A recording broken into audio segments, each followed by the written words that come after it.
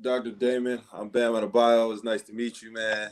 We're just going couple questions, nothing too serious. Just want to know what's going on and how everybody can kind of, get our minds wrapped around what's going on in the world right now in this pandemic. So, just a couple questions. Like, first of all, how are you doing? I know you're away from your family, and I know it's rough going back to your family, going through something like that throughout the day. So I just want to know how you're doing in your family. Family's doing all right. Had to ask my mother to move to another home to live with a friend. She has some other medical issues, so that question of not knowing whether you're gonna bring it home is the biggest issue. So before my shift, a couple hours before, the wheels start turning, and you try to figure out what the routine is going to be like. How many gloves you're going to put on. Wash your hands, wipe your hands before you get into the room. Are you going to touch the doorknob? Are you going to open it with your elbow? You just never know. As much as you put on all the pieces to you, the mask, the face shield, the gowns, and everything, you still don't know. And there's always that thought in the back of your mind. You know what I mean? But for the most part, by now we just you just get in automatic mode. You got to do what you got to do. So, in Miami, is it because we're all in Miami? I have the simple job right now. I have to stay home and just be safe. So for the doctors and all of you going through that every day, does your kind of, I guess, does everybody's mentality shift, or is it like, do you add extra people to like the volunteer, like, because I know it's a lot of people going through it and having COVID-19. So are you adding volunteers? Like, how are you getting so many doctors to where y'all can actually try to handle this situation? Fortunately, and I say it, and maybe hopefully it will continue this way, but at least at my emergency department, we're not overwhelmed with patients. You know what I mean? We're able to handle patients that come to the door. So it's a usual staffing. It's just a matter of mentally, one, getting over that hurdle and dealing with this new step of having to put on all your gear before every patient and take it off and fit that into your normal routine of things. You know what I mean? So, and that constant stress. So we might even be seeing less patients from a standpoint of volume, because people that normally come for a bruise won't come to the hospital anymore because they're scared. So the bulk of your patients are patients with symptoms similar to COVID. So it's that process and that mindset that added stress, but everyone's hunkered down and doing what they need to do. We've all been in the ER for a while, but that new mental stress is the biggest issue. Yeah. So that's a rough thing to think about, being from a basketball standpoint, because I know how much stress people have in day-to-day life. So I couldn't imagine the stress y'all have on y'all shoulders just by so many people thinking they have it and might have the flu or might have like a common cold, but they have a symptom. So I can only imagine the stress that y'all could be going through. And, I'm grateful that y'all are trying everything y'all can do to make this, get a stop to this curve and this pandemic. So I just want to say thank y'all. I appreciate it. But it's just, how are the patients handling it? Since they come in, and it's like, who do you pick from? Like, how do you pick, like, because it's been stories like we've seen on the news, like doctors having to pick who's more important than what, and situations that you're in. As I said, fortunately for us, we're not at that level, but the patients are scared. It's I've seen a number of patients who've had the diagnosis and they come to me after a week or two of, doc, I'm feeling short of breath. And when you see on TV, where's that going? You know what I mean? And I might even get an X-ray and it shows that they have pneumonia. And then the question is, we don't really have therapy. It's not like I can write a prescription and say, here, take this, you're gonna be better. It's wait and see. You know what I mean? You either get to a point where you need oxygen and you need that kind of level of care, or you're waiting. Tylenol for your fevers and rest. And I can't imagine being diagnosed with the virus and not knowing how is this going to play out. You know what I mean? So people are stressed. There's a lot of anxiety, a lot of anxiety. You know. So how are you So, doing? Tell me. who was you saying? My bad. I didn't mean to cut you off. How you doing? How's your family? How are you holding up with all Well, that's going on? You know. yeah. Fortunately for me, like you said, me and my mom live in the same building, so I can't see. I go see her as much, but I'm really cautious on what I touch. And my mom's an older person, and Right. they said it hits older persons different than younger people like me. So my I'm good. My mom's a little stressed about it though. So like she's got her dog, but my mom's a little stressed because you don't know where it is or what it looks like or Right. what it could be on. Because they say on surfaces it can last for 9 hours. Yeah. So I just go down and just trying to keep her nerves calm and just give her some encouraging words. Like I'm pretty sure everybody needs it. So what encouraging words are you getting since you're in the hot seat right now and y'all are under so much stress? How do y'all keep y'all self like motivated and just trying to encourage one another?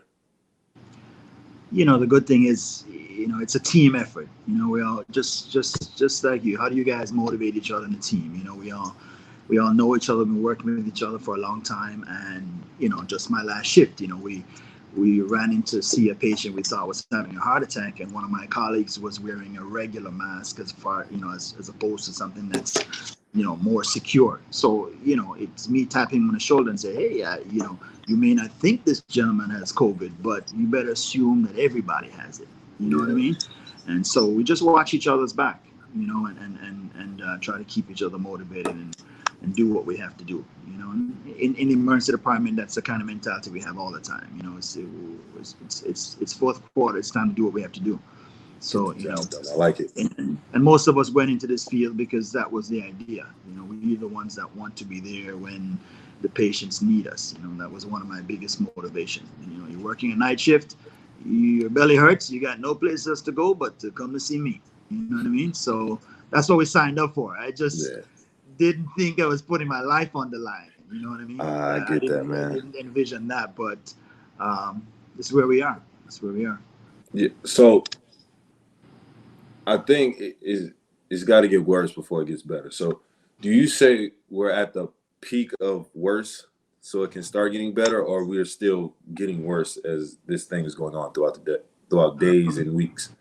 yeah, the models that they have, at least for Florida, it predicts that sometime early May is what we're looking at for Dade County, South Florida.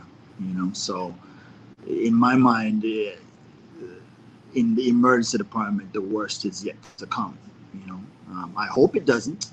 We haven't seen, even though the numbers go up, at least in the emergency department, it's kind of distributed to the different hospitals, and hopefully we'll have the capacity to handle all the patients that we have.